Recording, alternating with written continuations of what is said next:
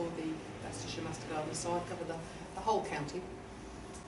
And we've got various other projects that we'll tell you about later elsewhere around the UK.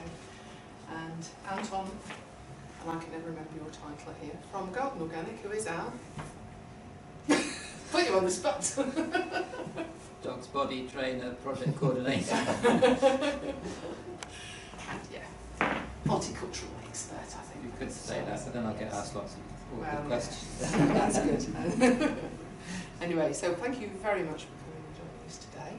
And hopefully by the end of this weekend, you'll want to sign up the volunteer agreement and join our team. So this weekend is about helping you to understand what the role of a Master Gardener is. So by the end of it, you should be quite confident about what that role involves and how you can follow that through in a particular way that you want to. Because it's a very flexible thing that can fit all sorts of interests and abilities.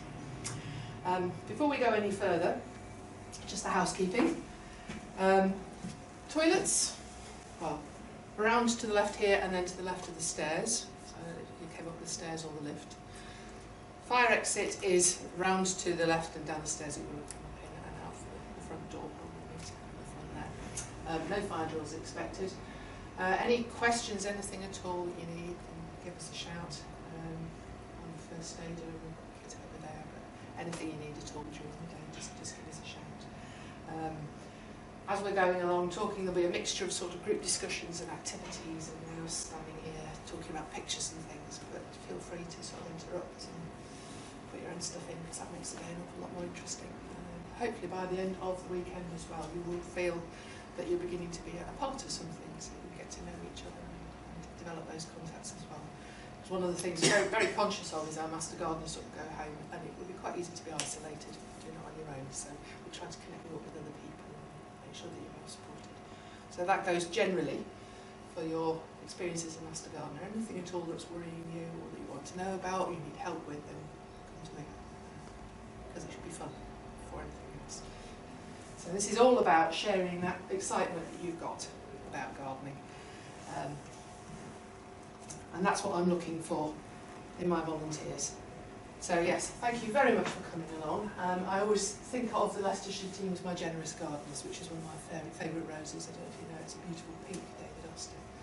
So we're not just looking for people who know about gardening. In fact, some of our Master Gardeners have fairly limited food growing experience.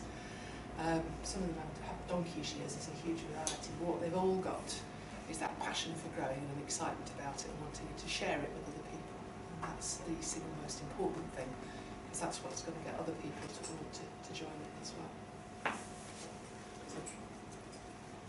For me, this picture sums that up, that sense of pulling the carrot out of the ground and you smell the scent of it. Seeing somebody's face when they smell that for the first time.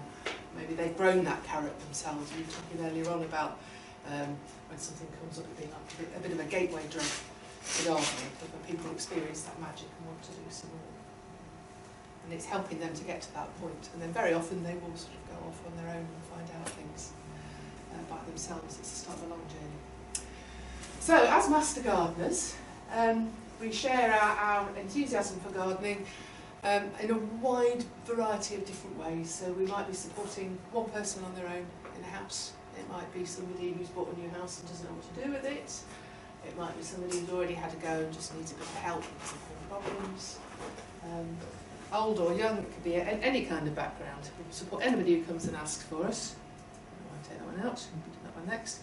It might be a community group, it might be a school, it might be a day centre. It depends very, very much on what your own interests are. So some people prefer to do it one-to-one with neighbours, or friends or family, and we like you to do that in your own community so you're not travelling huge distances and you can kind of build up those networks. Or you might be the sort of person who quite likes to support a group, or who likes to do workshops and wants to go into schools.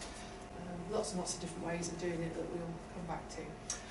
But what I want to do first, we don't do icebreakers, we don't like putting people on the spot and making them all feel dreadfully uncomfortable, which is why we ask you to bring something to talk about, because it's much easier to talk about something that you're really excited and passionate about than it is just to start cold with, well, I'm Janet, and hello, makes it sound like an AA meeting. So what I want to do is for you to talk to each other in pairs and then maybe cross over and talk to somebody else. for a little while about the item you have. I hope you've all brought something with you. If you haven't, you can always imagine you've got it. And explain why you brought it and what it says about you as a gardener. And that can hopefully sort of make it easier to go into a little bit more about yourselves and why you've sort of ended up at the Master Gardeners and what got you into growing. So thinking back to what inspired you in the first place, maybe who inspired you. So if I start us off, my pot here, which is making me smell a bit garlicky, I brought this because this is probably about half of my tomatillo crop for this year. I started off with the Master Gardeners as a volunteer in Lincolnshire. I can't even remember when it was now. I think it was about 2009. Yeah, 10. Yeah. And I live right on the Lincolnshire-Leicestershire border, so I was one of the people who sort of, I can't use my friends and neighbours because they're Leicestershire and you're not allowed to do people who are outside the area anyway. So it was a bit frustrating. I enjoyed it and I really, really liked the programme, and I used to think, well, why hasn't Leicestershire got this? And I went to volunteer at Ryton Gardens for a while as a volunteer coordinator, a voluntary volunteer coordinator, and then the Leicestershire job came up. So I've been sort of putting what I learned about Master Gardeners as a Lincolnshire volunteer into practice with Leicestershire, hopefully to make it an enjoyable and good programme for all of you now. So my tomatillos here, I don't think I would have been nearly as experimental in what I do if I hadn't been a Master Gardener, because it gave me the kind of the ideas and inspiration and the confidence to have a go at things. And these tomatillos are brilliant because I stuck them in the ground way back in the spring and I hadn't done anything to them, and they produced beautiful yellow flowers and a big crop. And I hadn't any idea really how much was on it until I sort of discovered it under all the other stuff that it was rambling through. And so I made a fresh salsa, which was beautiful, and I thought, how can I keep these and preserve it longer? So I'm getting interested now in fermenting things as a form of preservation, which kind of links into what we do as Master Gardeners, because we do help people to produce these crops, which can be overwhelming. So there's always the question of what happens next. So there's an element there, not that you all need to know about cooking, but to at least know where to direct people to when they ask those sorts of questions. But that for me is about being a Master Gardener, is that inspiration and learning and the excitement of finding something new. So if you can sort of maybe pair up and then for a few minutes talk to each other, and then we'll come back together and then you can introduce each other. If any of you don't feel comfortable talking to the group to begin with and you would rather somebody else introduce them for you, then just let me know. If you've talked to a couple of people, there'll always be somebody else in the room. Okay. Well, I would have brought something today, but I actually finished eating it last night. Good song. This year I've successfully grown something called Corella for the first time. I say successfully, I have grown it before and got one or two small ones. It's something that's called bitter gourd, which is just these sort of frilly things that you see in Asian shops. Probably got a picture of it in this book. It's actually normally eaten at the green stage. You just got it at the stage for harvesting seeds there, where it's turned yellow. Yeah, normally I've got a big bush and lots of little ones on there, but this year I found a different variety, a Chinese variety, which has got smooth skin, but just absolutely covered in them. I've got absolutely loads of them. You know, the other thing I discovered about it is the Chinese variety is a lot less bitter as well, so it's actually much nicer to eat. The first few times I've tried cooking with this, I've had a bit of a disaster. Just made stuff that's so bitter I can't eat it. I've got the hang of it now. You have to sprinkle it with quite a bit of salt, let it extract all the bitter juices and rinse it a few times. And I actually really, really like it now. It's got a nice sort of, it still has a bitter edge to it, but quite a nice sort of nutty taste. I fried it with a bit of garlic and a bit of tomato and mustard seeds, and yeah, I'm hooked on it now actually. So yeah, I've done a lot of stuff working with ethnic communities, trying to grow stuff that perhaps isn't normally thought of as something that you can grow here. So tapped into a lot of the resources of people who got quite a lot of expertise at growing stuff and helped sort of document that and collected seeds from. That's where my interests in particular lie in growing. Yeah, that's. Yeah, and we're going to have an in-service day in November actually with Anton's going to be leading that unusual veg. Yeah. About that later on. Okay.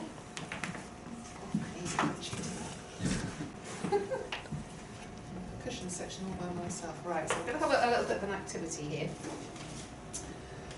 And what we're going to do is think about how you can have those first conversations with people in which you can get them really fired up and enthusiastic about growing something.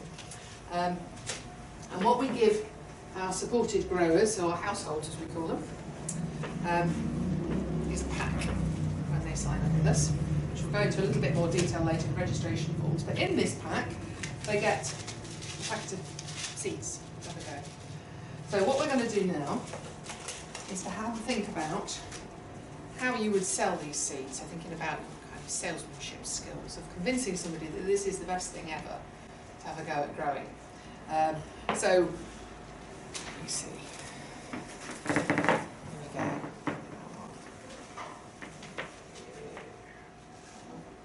Okay. So if you can have a think about what's good particularly about this packet of seeds. Who might they appeal to, and what kind of hook is there to get them into wanting to grow it? So is it something that maybe a young family would be interested in? Is it something that's easy for a beginner or not? I mean, it might be something that you'd say, oh, I really don't think this is a good thing to hand out to new growers. And then what would they do with them afterwards? Because obviously there's not much point in growing things that you can't eat. That's one of the first things when you're talking to people. And they say, well, what should I grow?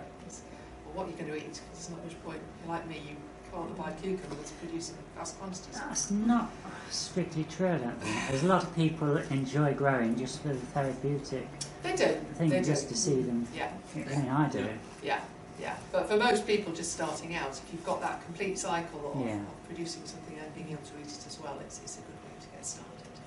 Yeah. But yeah. So if you want to do in your little pairs, have a think about that. Some introductions to Garden Organic itself, so you know what you're getting into on that sort of wider scale of the charity. So I can take this out to Anton's.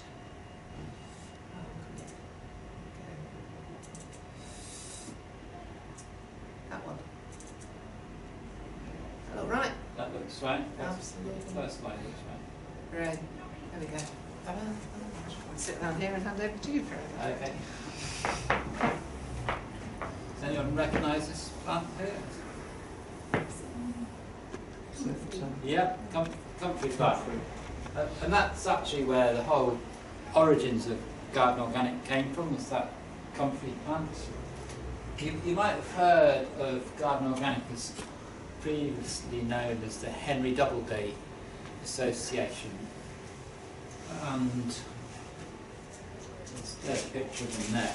Henry Doubleday was a botanist and a philanthropist, and he was coming up with all sorts of exciting inventions. And one of the things he was trying to do, he was around in the 19th century, and he was actually never alive at the same time as the organisation was around, but there's a good reason why the association was associated with him.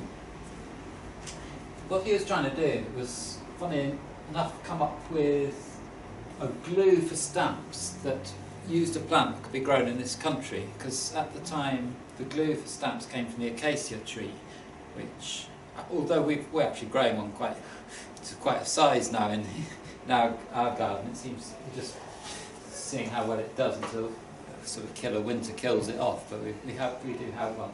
But the acacia tree is mainly a tropical tree, and you use the pods to get the gum for use on stamps.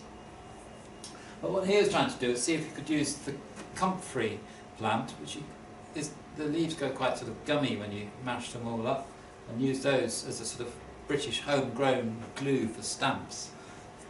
And the idea actually never caught on, but in his sort of inventing and sort of workings, he discovered that the liquid from the comfrey made a really, really good plant feed.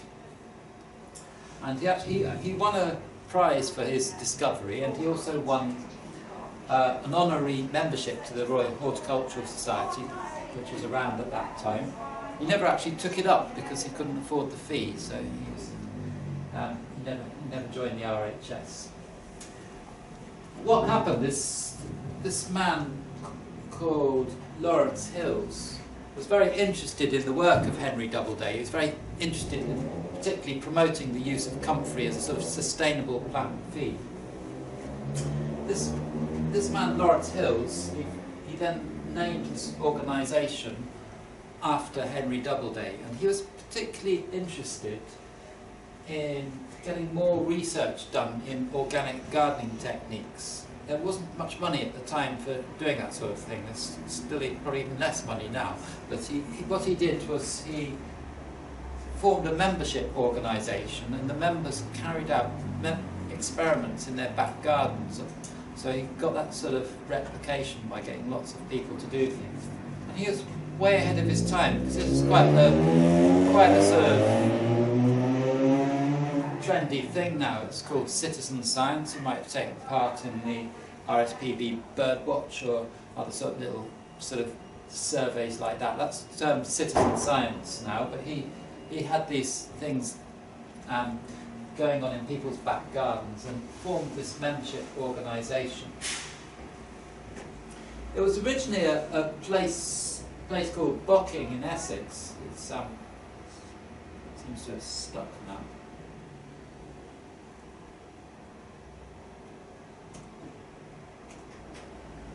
It's not chuntering and doing another security check. Yeah, the whole thing's frozen. Well, perhaps I'll just talk about it. We can talk about that one. It's not. Oh, it's start again.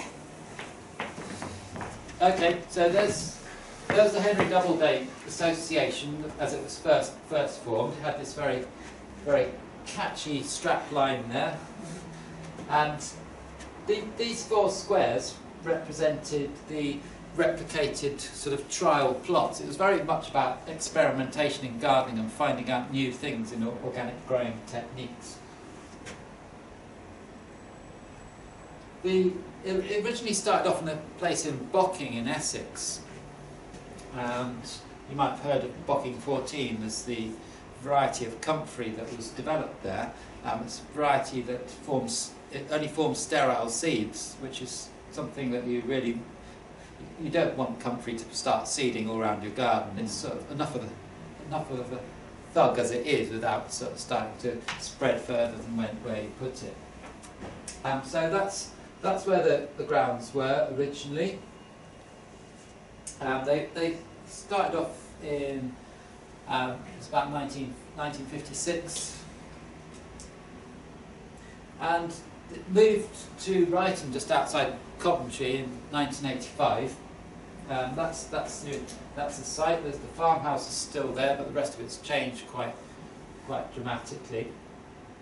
And he wanted it to be there because it was in the middle of the country, so that people could come and visit it easily, and also because of its proximity to a place called Wellesbourne, which hosted the National Vegetable Research Station. So he was very keen on the science side of things, so that things could be associated with them, and we had good links. And we've done a lot of sort of joint work with them ever since, and they still hold our heritage seed library. We have, and we keep our collection, but they also keep a frozen collection of our things, just in case we happen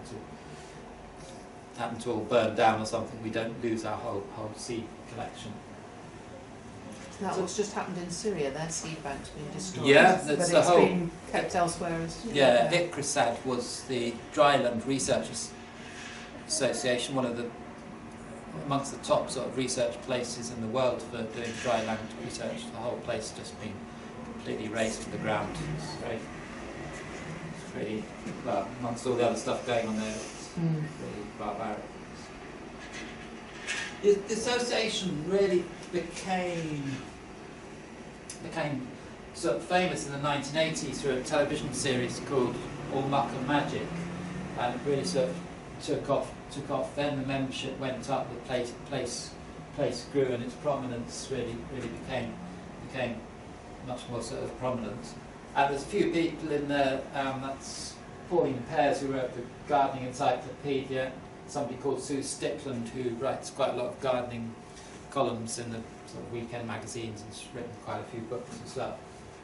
and that's Alan and Jackie Gear, who ran the place for quite a long time. So in terms of what we do now, in a way we're quite diverse in the sort of things that we do. We still run the members' experiments, which people take part in. We have about just over 20,000 members now. We get probably about 300 or 400 people taking part in the members' experiments each year. They're usually quite simple things. They might try out a new variety of crop and sort of observe it and see how it goes. They're trying out amaranth as a food crop. They might try out some new sort of organic technique or something. Where they're growing buckwheat as a sort of weed suppressant against couch grass there, because there's been some scientific work that shows that the buckwheat residues will suppress the emergence of the couch grass from its rhizomes. They might do a survey. They might do a survey of bugs. They might do a survey of bees. They're quite popular ones as well. But they're usually quite simple things that people can sort of observe and send back to us. Some people write us an essay or all sorts of things, do something slightly different. Part of it is just, I mean, the results are important, but part of it as well is just people having a go at raising awareness of a certain issue as well. In terms of research, we still do a little bit of research associated, particularly with Coventry University as well. We're partnered up with them. We don't do it on the same sort of scale that we did in between sort of 1980s, 1990s into the early 2000s. We got a lot of grants from DEFRA to look at growing on a larger scale with commercial growers as well. That sort of money has dwindled, and that's really not our sort of work on that is much smaller than it used to be. That's not a research sort of reflection on necessarily that we don't think it's important. It's a reflection on the amount of funding that the government has been putting into research in agriculture as a general, and there's just far less work going on in research into food in this country. We used to have a lot of research stations around the country all doing lots of little things. Hardly any now. They're really it's being done on a much smaller scale, being slimmed down. We run our heritage seed library from there, that mainly took off in the 1970s in research in response to this having to stick to seed laws, and the way it works is that a lot of things which were on the national seed list, then just getting my facts straight here. In the 1970s, the rule came in that any seed that you sold had to be on the national seed list, and that meant that a lot of varieties disappeared because it's quite costly and expensive to get them onto that list. And some of these varieties got a lot of traits which are very useful to gardeners, not so useful necessarily to large-scale growers, but it meant that our sort of choice of seeds for gardeners was in risk of being greatly reduced. So the Heritage Seed Library set up to preserve a lot of these varieties, and it works on the basis that you pay to belong to the library and you get seeds back from it. You can also grow seeds out and multiply and give some seeds back to the library as well. That's why it works as a library rather than selling seed. Not strictly selling seed as well, so we don't. It's a membership organisation, so we don't have to have things that are on the national list. And there's about 700 or 800 varieties in the Heritage Seed Library. We don't necessarily grow them all every year. They just sort of replace them as needed. Obviously, some things will store for quite a few years before they have to be grown out again. Do work in schools as well. Obviously, it's important that younger people are educated, and we sort of produce our growers of the future as well. It's perhaps, I always think it's something that's skipped a generation in a way, as people who perhaps in their 20s or 30s that don't know a potato grows underground or raspberry doesn't come from a tree or whatever. It's important to get those people enthused into growing. It gets their parents hooked as well, I usually find. Got a set of display gardens as well to display organic techniques and a nice sort of restful place for people to come to. And we run an advisory service as well. It's not that much different to Lawrence Hills being at the desk and answering inquiries. Generally it's just available to members. That's a benefit that members have. We try to encourage people to write in or email, because otherwise it becomes a bit of a sort of chat line for lonely gardeners on a wet Wednesday afternoon discussing their garden for about 3 hours or so. We all get the odd one that slips through the net, but it works well. We tend to get, because a lot of things, it's changed in a way, because a lot of things are available on the internet now. A lot of the questions we get are things which are actually quite tricky, like I've read this and this and this. Which of these do you think is true? Have you tried this? And they're not easy questions generally. There are some which you can answer quite quickly, but others are, we do get quite a few tricky ones. And then our Sustainable Communities team, which this is part of, works on the basis of trying to encourage people in communities to grow for their health and well-being. It started off, it works very much, a lot of it works on a mentoring basis, which this is. It started off perhaps with our master composting scheme, where we've got people in the community who are keen on composting to try and encourage other people to compost their waste. Obviously it's funded by local councils to try and reduce the amount they're putting into landfill. And that sparked off the Master Gardener scheme in a way, because they found that a lot of the master composters were being asked gardening questions, and they thought, well, why not have a sort of master gardener scheme as well? I think it works very much as well that you're more likely to listen to somebody and change your behaviour in response to someone in your community, rather than if some sort of official government message comes out and tells you should be growing more food. They're more likely to listen to you, rather than perhaps more likely to listen to you than they are to us, really, because you're probably going to be dealing with people that you know as well. They'll trust you more. So that's what we're all about, really. We do a lot of diverse things. We perhaps changed a bit since we first set off, but there's always a need to sort of change with the times as well. And we've changed our name to Garden Organic about 10 years ago, just because it's a name that reflects really what we do, and it's less of a mouthful than Henry Doubleday Research Association. So that's what we're about. Okay, sum up what we do. And once you sign up to be volunteers with us, you will have free membership with Garden Organic. So do make use of that. There's lots of stuff, there's a membership area, and Andrew, you can just email in inquiries as well if you've got any access to gardens around the country as well as Yeah. our partners and all sorts of stuff as well. So, if any of you have any of you already members? So as Anton said, this is something that's very much about sort of mentoring and a kind of a cascade sort of programme. So the idea is that we train you as volunteers, and then you go out and you share your enthusiasm and your knowledge with other people. And hopefully then they will want to do that as well. So ultimately, I suppose the aim is that we want people to then come back and become master gardeners after they've been supported growers. We've had one case of that so far. Tomorrow she's going to come and join you. She hasn't done her day 2 yet, but was a supported grower 2 years ago, and is now supporting the community allotment. So great success there. But yeah, we came out of the master composters, and this tendency for people to always want to ask questions. These are John and Sandy, some of our original Warwickshire master composters.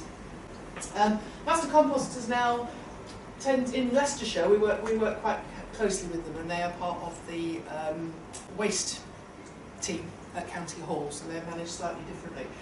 And they don't do the sort of one-to-one mentoring that we do, but we quite often be with them on stalls and things. Because Is it based at Leicester University? No, there's a demonstration compost garden at Botanical Gardens, Right. if that's what you're thinking of. Mm. Yeah, yeah. So, but the Master Gardeners, dotted around the country, and it's sort of changed over the years according to where the funding is, or isn't, more like my life. We started off with the big lottery funding and support from the Sheepdrove Organic Farm. Who we've got here. I started off here with Lincolnshire, which unfortunately stopped last year. We've now got projects in North London? South London? It's a bit of a mix. There's Yeah, Peabody Estates, which covers quite a few estates in London, and we've also got one in Southwark as well. Yeah, which just started up this year. Yeah, a few months ago. Yeah, so and Croydon. Croydon, yeah. Yeah. So those ones that are just starting up. Mm. Warwickshire was one of the original ones, but they're not funded anymore. G4S, you might notice on there, has been a little bit different from largely sort of county money. That's our prison project at HMP Rye Hill, which is slightly different in that they are not entirely voluntary supported growers with the inmates, but highly successful in sort of rehab, different type of project, but really interesting. And in Leicestershire, we are, again, slightly different from the others because we've been very lucky to get county funding from the Public Health Department, which means that we can cover the whole of the county, but I hope, as I've said to you all already, not the city, unfortunately. And our remit is just to use gardening to improve the health of the population, and particularly the most vulnerable groups, which gives us enormous scope. As I said earlier, this is a really flexible role to follow the particular interests and talents and knowledge of the volunteers who come to us. So what you're getting today is an overview of the project and the role you're coming into. And then you can sort of look at how you can tailor it to your individual circumstances and what you want to do with it. So we won't cover everything today. So if there are things we don't cover and that you'd like to do, then I can meet on a sort of one-to-one basis and take them a bit further. So schools is one of those areas. We'll touch on it, but that's something that we will need to look at a bit more detail at the time. Okay. So our volunteers are about inspiring people, and it's inspiring people to have a go no matter what their circumstances. Our growers come from all walks of life. This is one of the Master Gardens in London. She's the first ever. So the first ever Master Gardener, yes, in her pink slippers there, growing on a balcony in a block of flats. So demonstrating very nicely there that you can grow even if you haven't got a patch of ground. We've done work with people who are maybe carers who can't get out of the house for much of the day. So sort of windowsill growing or things that they can do very quickly and close to the house might be important. So all those things that maybe you don't even need to be able to get outside to do. And it ranges right the way through from that, and maybe somebody who might be the same age as Stella, sheltered housing, that kind of thing, we're on projects in, right the way through to preschools, families with young children. This lady, when we took her to visit a farmer and a group of other Zimbabwean ladies, were so pleased with what they saw that they broke out into a cappella song to thank the farmers. There's something to bear in mind. Yeah, lots of different ways of getting people engaged. Yeah, if you want to break into a cappella song, please do. Maybe choose who you do. Quite surreal. Yes, yes. So in Leicestershire, just to give you a flavour of some of those ways in which you can take this role, whatever. This was Alan. That's the sprout. This is Alan, who's in a primary school in Wigston, showing children how to make paper pots and sew up pea shoots and other seeds. So what we did there was we had a half an hour with them talking about where their food comes from, so helping them to make the connections. So things like eat cereal in the morning, that's a seed, or popcorn's a seed. Do you know where your lettuces come from? And you're always amazed at how many children have absolutely no idea about those connections. Maybe never eat anything fresh. So that's always great fun, but maybe not for the faint-hearted or people who don't have a lot of experience with children. So not something anybody has to do. Alan was very brave there because he said the last time he was in an infant school was 50 years before. So he enjoyed it, but it was a roller coaster.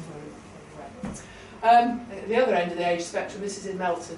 This is a carer support group. We had a lot of fun there. And again, we were doing pea shoots because that's a really quick and easy and satisfying task to do, but we also tend to use supermarket herbs or lettuces so we can teach them how to divide plants up and plant them on. And that's a good way of getting cheap food as well, particularly with the lettuces. You can get $100 for a pound and have lettuce for the entire season from that. But as you can see, lots of smiles and laughter and chatting, and it was a really, really nice afternoon with them. So we do one-off workshops for things like schools, just to get people thinking about it.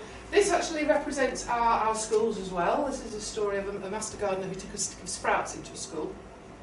And the children asked if they could try them, which wasn't expected at all. And they really, really liked these sprouts, just eaten raw off the stick. So much so that they stripped it completely, stuffed their pockets with the sprouts, and went out into the playground and they were trading them. Which contrasts nicely with when Leicestershire County Council were providing all the meals. There was one Christmas where they decided they weren't going to do sprouts because almost nobody was eating them. You think of the difference between that nice crunchy sprout you just pulled off the stalk and the mush that you get with school dinners. So, yeah. This is one of our community gardens on a council estate. This is again in Wigston, an area where there's a lot of ground but not much growing going on, a lot of deprivation, and these people got together to put in their own raised beds and to grow some vegetables. And in Wigston we've got a lot of this going on, particularly our master gardeners are getting very involved with something called the Incredible Edible, which we look at later as well, which is about growing in public spaces, getting people really engaged. We do a lot of events, so we'll look at that. So stand at stalls answering questions. We get you to talk to people just as a one-off. You don't have to support everybody you meet. This is at Freshers' Fair, this one here. 16-year-olds sowing peas, and everybody said we'd never managed to engage them. And Dave there was absolutely mobbed with them. So we recruit you, wonderful people, as I've said. We only ever get wonderful people because it's the most generous of the gardeners who are the ones who want to share it. And we give you this initial training, which is really only the initial stuff. So from here, I'm here to support and give you extra training, guidance, resources, whatever it is that you need to try and take the role in the direction that you want to do. So you won't have everything when you leave here, but hopefully you'll have the confidence to know where to come and ask the questions and where to start and who to talk to. So you give us your time and your expertise in whichever way, and you also let us know what you're doing, which is really important. We'll come back to that because I need to be able to feed out back to funders and such like and publicise and tell people what you're doing, because some people disappear and they're very, very busy, but we never know what doing. And then we offer you this ongoing support. So this 2 days, but also we do 3 in-service days throughout the year, and they're not compulsory, but they're available for you to come to. And again, that's all free and your travel's covered. And then we have an annual conference in September at Ryton, where we get everybody together and we do lots of workshops, speakers, and yes, you went to the one earlier because it was in September. You were trained, you were recruited before that came on. So so it's always a good day. And that was not this year, but that was all the people who attended. Whereas Phillips on there, so that was when I was a Lincolnshire, Lincolnshire, probably about 4 years ago. Right. Okay, so where are we now? What have we got available to support you in carrying out this role? Catch up with myself here in the notes. This is some of what connects up the different master gardeners. As I say, you're all you go home from here and you might be feeling a little bit isolated, but we have the website, which I hope you've all had a look at. If not, maybe tonight you can go home and have a look, which has lots of information about what we're doing. Also, it will have your profile on. So it has a little map which shows where the master gardens are. Now that doesn't show exactly where you are so people can find you, but it means that somebody looking at a map can say, oh, there's a master gardener in my area, it's worth getting in touch. I did wonder about that. Ah, yes. No. But be quite careful with that sort of thing. Not mentioned at this point. Not that anyone can find me anyway. Yeah. We've got the directory here, which I'll get you to look at later on, which is simply for circulation within the master gardeners team, so that doesn't go anywhere else. But what I want you to do later on is have a look at the details that I've got for you there, and if there's anything you don't want on it, I'll take it out. So you don't have to be on there at all if you don't want to. but it just means that you can get in touch with other people in your area, or if I say, you know, such and such a person is interested in this as well, you can find out where they are. But the website is where a lot of the information is. It also gives you access to lots of resources. We have a Facebook page, which is a nice quick way of passing on the information about what's happening now and interesting links, all that sort of stuff. You've got a page on the Leicestershire Gardening Network. Yes, which we're going to connect in with that as well. Yeah, and we also do Twitter. Well, if anybody's really interested in Twitter, please help on that one, because finding the time to go through all that is interesting, to say the least.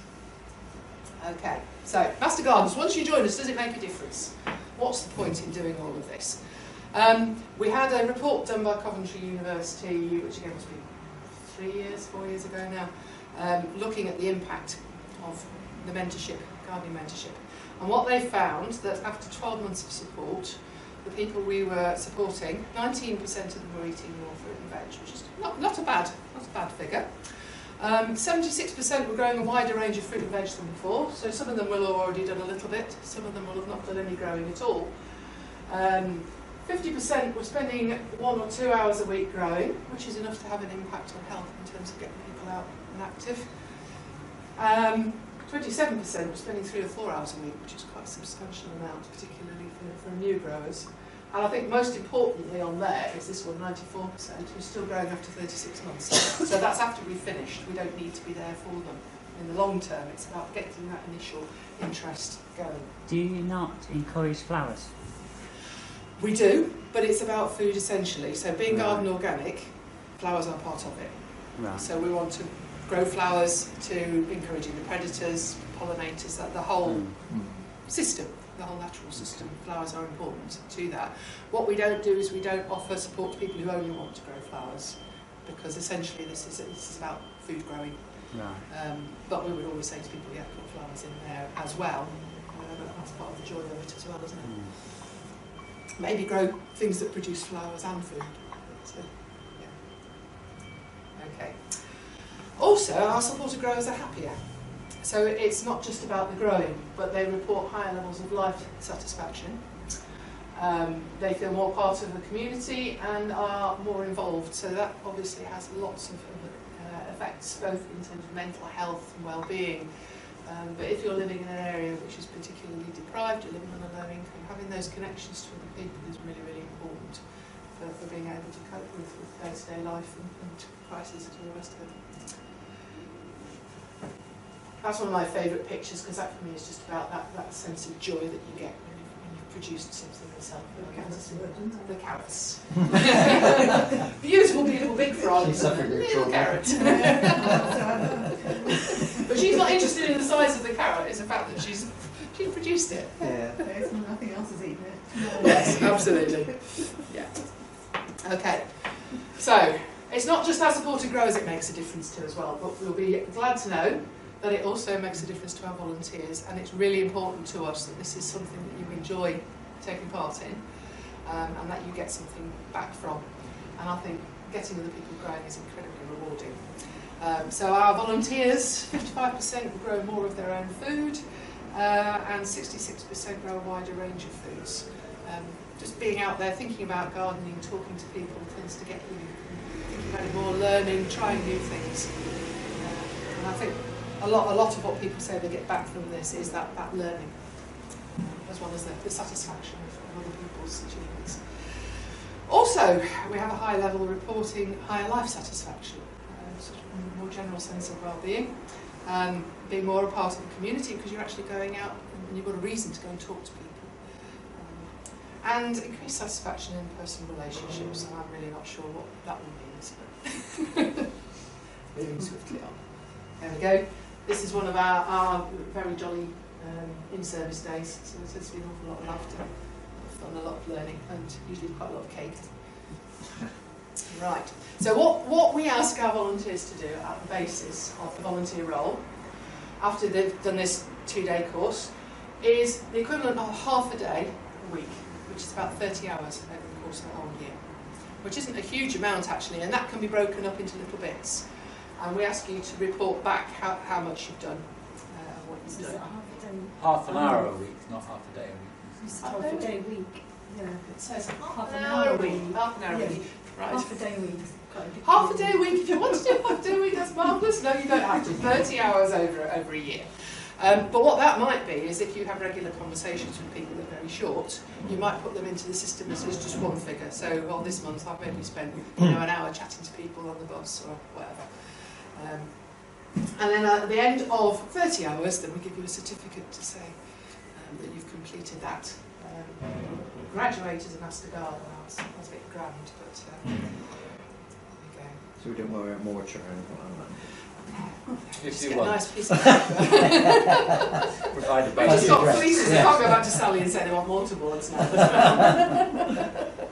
So, you'll regularly support, Yeah. and the target is 3 households. Now, household is a fairly loose term. So that might be your next door neighbour, it might be one person, or it might be a friend. It might be somebody who comes to me and says they'd like some support, and I send an email or a message around and say, is anybody interested in this person in this area? But a household might also be a school, or it might be a community group, it might be a sheltered housing project. And if you're doing a big group, it takes a lot of time. I don't expect you to do 3 of those. So it's very, very loose. This is just kind of what we started out with when the project focused much more on individual support.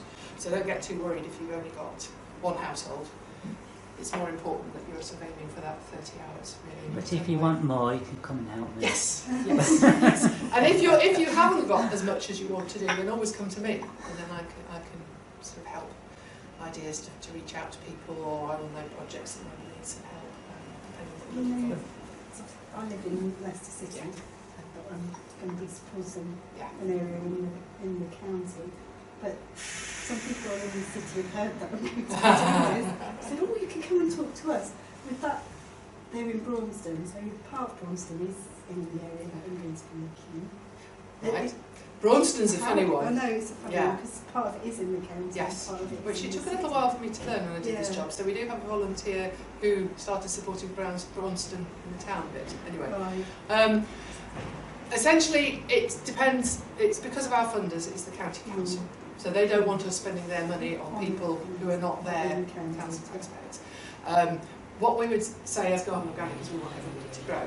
So if you choose to support other people, we would ask that you don't do it with your Master Gardener's hat on, because apart from all else you won't be covered by our insurance. And we couldn't put them on the register for as part of your volunteering hours. But obviously you're going to get skills and things. If you want to do that and you're happy to give people your time, then I'll say go ahead and enjoy it. I Okay. say about the insurance. Well, then they may say, but we've got insurance. Yeah, but not as a Master Gardener. That would be you as a Yes, private okay. individual doing it. Yeah. Okay. So in addition to supporting households, it's also about promoting food growing on a wider scale, and that's through talking to as many people as you can, reaching as many people, just sparking the idea of food growing, and you're not going to support all of those. And we ask you over the course of a year to try and aim for about 50 conversations. So as I say, that might be sitting next to somebody on a bus, it might be a I get through that hairdresser. in a day on my YouTube Well, channel.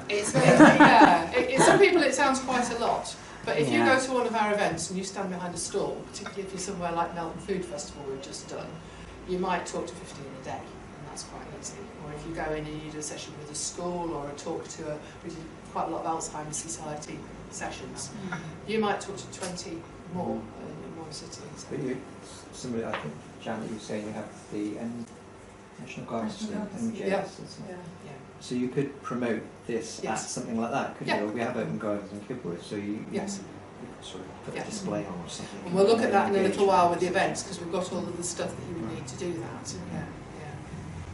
So that's the 3 things. It's 30 hours, 3 households, give or take, and 50 conversations with people about food growing. And that's the main thing that you need to take away from today. Yeah. But that can be done in lots and lots of different ways. And then you feed back to us how many hours you've done, your stories, your activities, lots of photos particularly, are always a good way of spreading the word about what we're And doing. this is all got to be organic. Right, yes.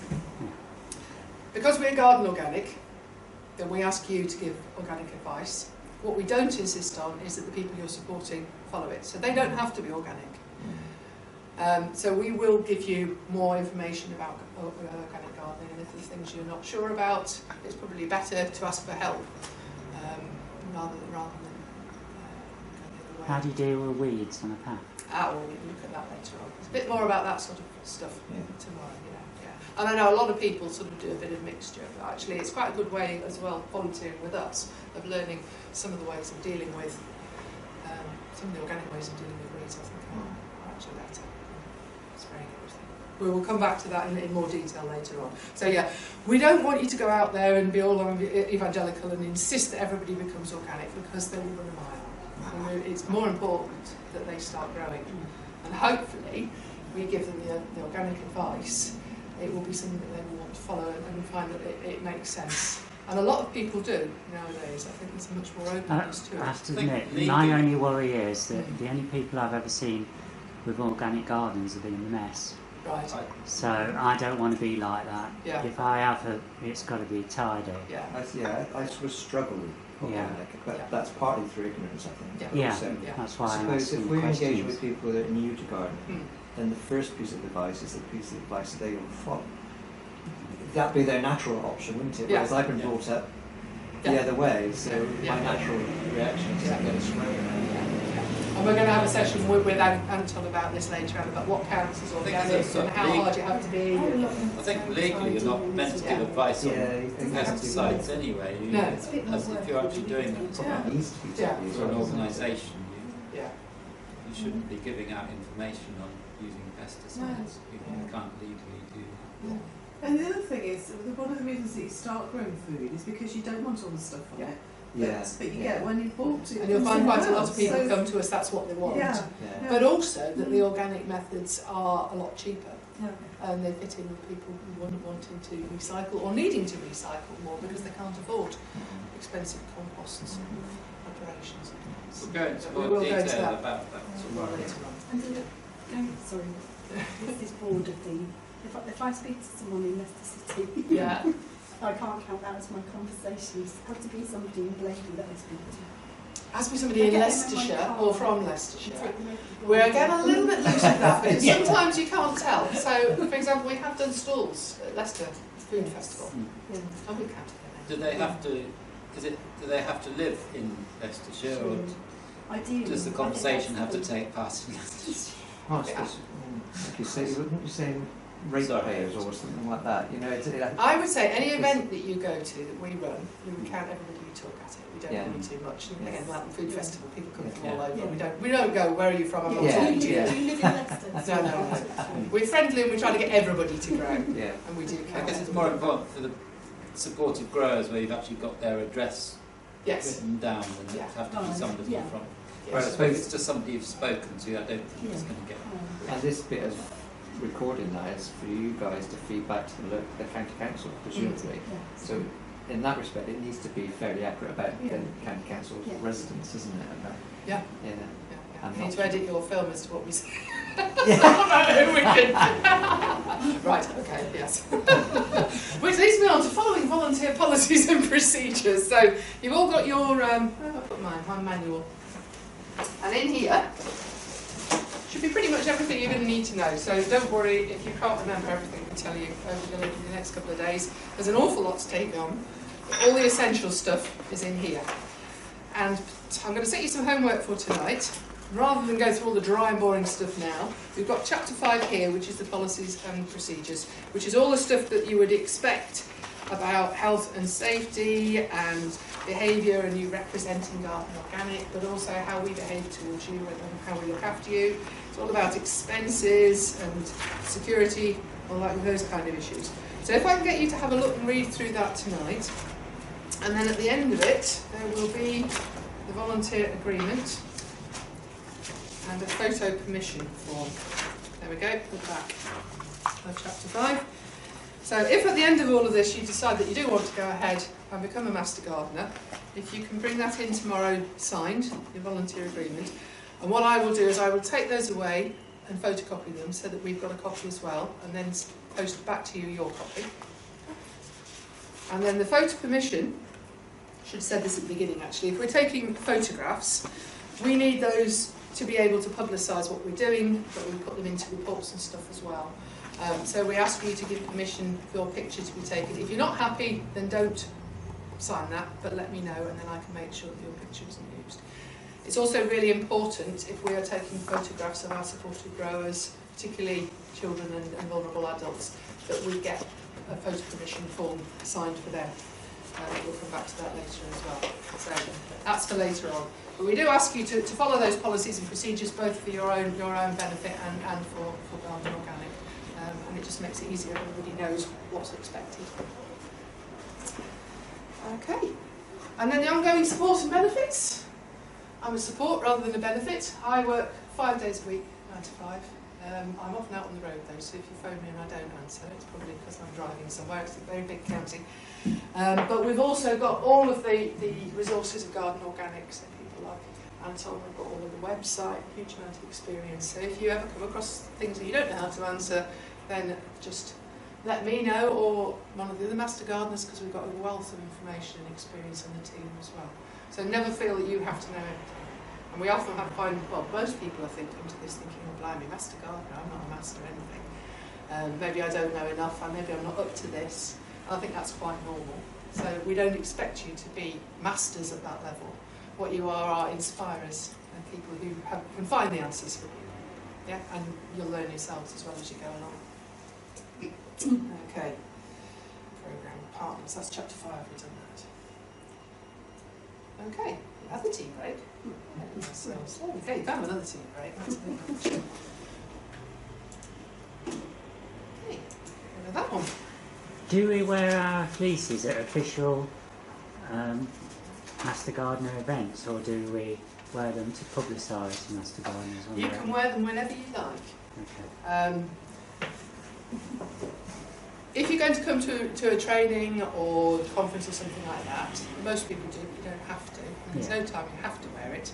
It's a good thing to wear when you're out and about sometimes, or particularly if you're going to support somebody. Because I'm thinking about conversations. You go down the street and you've got somebody's likely to stop you and have a chat. Yeah, and it's a very good way. And we'll look a little bit more about that. But it's a good way of getting people to talk to you and ask about it.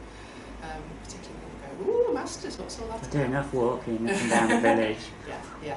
But if you're going to somebody's house, it's important that they have that sense that you have reason for being there and that you are there in an official capacity.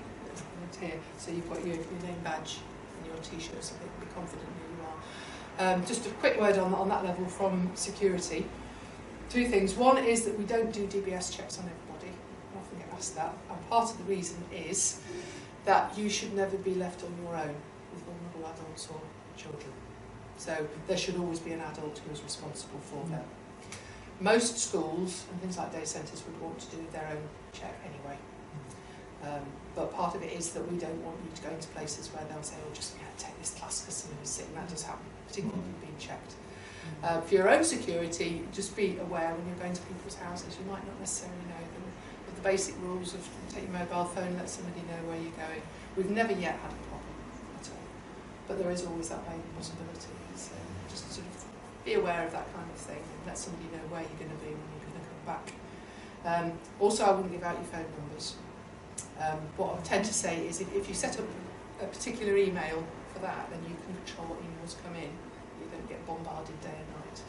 But I wouldn't give out your phone details, personal details or address to somebody unless you're really confident that you're happy to do that.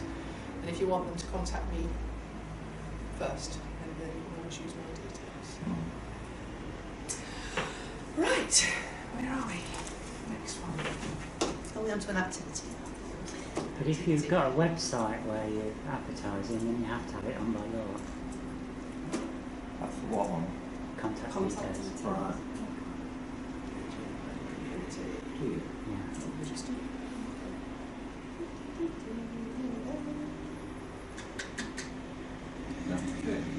Pardon? I like that. Yeah. Some people, you'll find some sites have just got a contact form and there's no mention of an address or anything, but by law they should do. Yeah. But it doesn't have to be where you live or your personal phone number, which otherwise sometimes Yeah. If you give us out, somebody else is not going to be very happy. No. Which is why we have our multiple website. ones. So for Master Gardeners, we wouldn't be expecting you to set up your own website. And if No. you're doing your own, then you can make your own decisions. But So a people lot can of people click on blog, you, don't they? and there's one of the things our website I don't really like. They can click on you and think they're sending you a message, but it will come to me first to be filtered, and then I will pass it on. We don't get many that come through that way. But yeah, we need to look at it. So we're going to do an activity now. And we're going to think a little bit about how you spread that food growing message and how you engage in that 50 conversations over the course of the year. So if we move to the back, we're going to think a little bit about events.